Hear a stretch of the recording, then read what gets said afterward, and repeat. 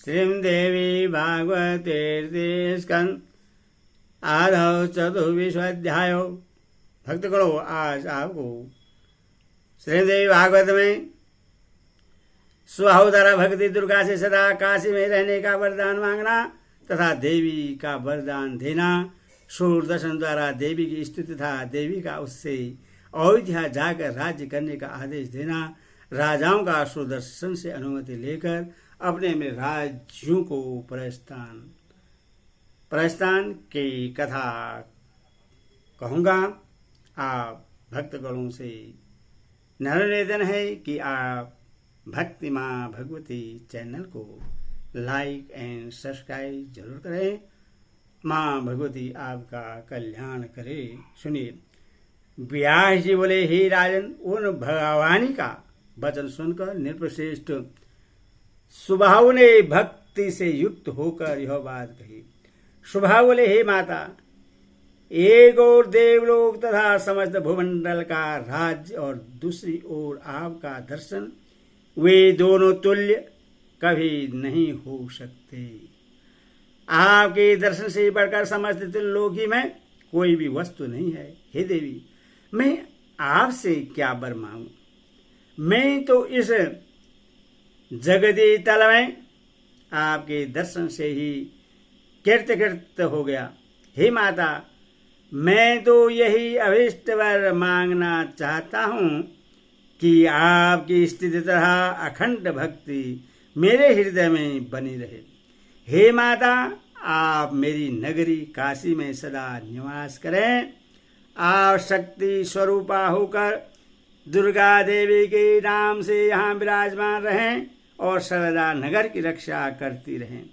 हे अंबिके, इस समय आपने जिस तरह शत्रुदल से सूरदर्शन की रक्षा की है और उससे विकार रहित बना दिया है, उसी तरह आप सदा वाराणसी की रक्षा करें। हे देवी, हे कृपा निधे, जब तक भूलोक में काशी नगरी सुप्रतिष्ठित होकर विद्यमान रहे, तब तक आप यहाँ विराजमान रहें। आप मुझे यही वरदान दें, इसके अतिरिक्त मैं आपसे दूसरा क्या मांगूं? आप मेरी विविध प्रकार की समस्त कामनाएं पूर्ण करें, मेरे शत्रु का नाश करें तथा जगत की सभी अमंगलों को सदा के लिए नष्ट कर डालें। व्यास जी बोले, इस प्रकार राजा सुबाहु की सम्यक प्रार्थना करने पर दुर्गति नाशिनी भगवती दुर्गा स्तुति करके अपने समक्ष खड़े राजा सुबाहु से कहने लगी। दुर्गा जी बोले, हे राजन, जब तक यह पृथ्वी रहेगी तब तक सभी लोगों की रक्षा के लिए मैं निरंतर इस मुक्तिपुरी काशी में निवास करूंगी।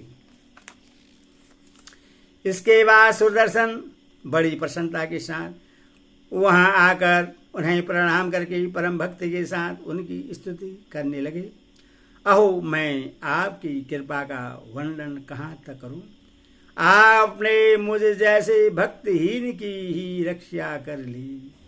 अपने भक्तों पर जो तो सभी लोग अनुकंपा करते हैं, किंतु भक्ति रहित प्राणी की भी रक्षा करने का व्रत आपने ही ले रखा है। मैंने सुना है कि आप समस्त विश्व प्रपंच की रचना करती हैं और अपने द्वारा सर्जित उस जगत का पालन करती हैं तथा यथोचित समय उपस्थित होने पर उससे अपने में समाहित कर लेती हैं। तब आपने जो मेरी रक्षा की उसमें कोई आश्चर्य नहीं। हे देवी, अब यह बतलाइए कि मैं आपका कौन सा कार्य करूं? मैं कहाँ जाऊं? मुझे शीघ्र आदेश दीजिए। मैं इस समय कर्तव्य विमूढ़ हो रहा हूं। हे माता, मैं आपकी आज्ञा से जाऊंगा, ठहरूंगा या विहार करूंगा। व्यास जी बोले, ऐसा कहते हुए उस सुदर्शन से भगवती दयापूर्वक कहा, हे महाभाग, अब तुम अयोध्या जाओ और अपने कुल की मर्यादा के अनुसार राज्य करो। हे नृपश्रेष्ठ, तुम पर्यटन के साथ सदा मेरा स्मरण कर तथा पूजन करते रहना, तथा मैं भी तुम्हारे राज्य का सर्वदा कल्याण करती रहूंगी। अष्टमी चतुर्दशी विशेष करके नवमी तिथि को विधि विधान से मेरी पूजा अवश्य करते रहना। हे अनक, तुम अपने नगर में मेरी प्रतिमा स्थापित करना और प्रयत्न के साथ भक्ति पूर्वक तीनों समय मेरा पूजन करते रहना। शरद काल में सर्वदा नवरात्र विधान के अनुसार भक्ति भाव से युक्त होकर मेरी महापूजा करनी चाहिए। हे महाराज, चैत्र, अश्विनी, आषाढ़ और माघ मास में नवरात्रि के अवसर पर मेरा महोत्सव मनाना चाहिए और विशेष रूप से मेरी महापूजा करनी चाहिए। हे निर्विसारुण, विज्ञजनों को चाहिए कि वे भक्तियुक्त होकर कृष्ण पक्ष की चतुर्दशी तथा अष्टमी को सदा मेरी पूजा करें। व्यास जी बोले, राजा सुदर्शन की स्तुति तथा प्रणाम करने के अनंतर ऐसा कहकर दुर्गति नाशिनी भगवती दुर्गा अंतर्ध्यान हो गई। उन भगवती को अंतहित देखकर वहां उपस्थित सभी राजाओं ने आकर सुदर्शन को उसी प्रकार प्रणाम किया जैसे देवता इंद्र को प्रणाम करते हैं। महाराज सुबाहु भी उन्हें प्रणाम करके बड़े हर्षपूर्वक उनके समक्ष खड़े हो गए। तदनंतर उन सभी राजाओं ने अयोध्यापति सुदर्शन ने कहा, हे निर्वश्रेष्ठ, आप हमारे स्वामी तथा शासक हैं और हम आपके सेवक हैं। अब आप अयोध्या में ही राज्य करें और हमारा पालन करें। हे महाराज, आपकी कृपा से हमने धर्म, अर्थ का मोक्ष इन चारों पुरुषार्थों को देने वाली उन्हें विश्वेश्वरी शिवा और आदि शक्ति भवानी का दर्शन पा लिया। आप इस धरती पर धन्य, कीर्ति और बड़े पुण्यतमा हैं, क्योंकि आपके लिए साक्षात सनातनी देवी प्रकट हुई।